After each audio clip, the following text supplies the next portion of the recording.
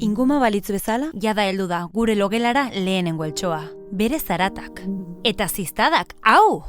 Ez digulu egiten uzten, ez da lasai egoten ere. Horrexegatik erremedio bila jartzen gara. Baina erremedio horiek benetan aldira konponbide, zientziak ezetz esaten du. Mosquito Alert proiektuko Santi Eskaretin izeneko ikertzaileak frogatu du gehien erabiltzen diren erremedioek ez dutela ezertarako balio.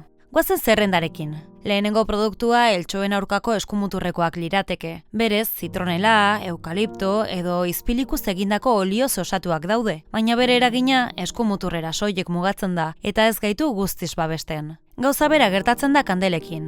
Eltxoak zentimetro gutxi batzuk besterik ez dira aldenduko zutik eta burrunba sortzen duten tresnek horiek bai ez dutela inongo eraginik. Aldiz, aurretik aipaturiko esentzia olioa gorputz osotik jarriko bagenu, eltxoak ez lirateke gure azalera helduko eta ziztadak ekidingo genituzke. Baina gizakiaren etsai nagusia eltxoa bada, eltxoarena haizea da. Horren bestez, haizagailu bat gure inguruan jarriko bagenu, eltxoak usatuko genituzke. Hala ere, gure etxeetan hainbat gauza egin ditzazkegu bisitari hauek ekiditeko, eta nagusia urpilaketak ekiditea litzateke. Eltxoek geldirik dagoen ura behar dutelako arrautzak jartzeko. Gainera, oso lagungarria ere bada eltxosarea jartzea leiho eta ateetan, etxean ez hartzeko. Hori guztia eginda, goazen lasailo egitera.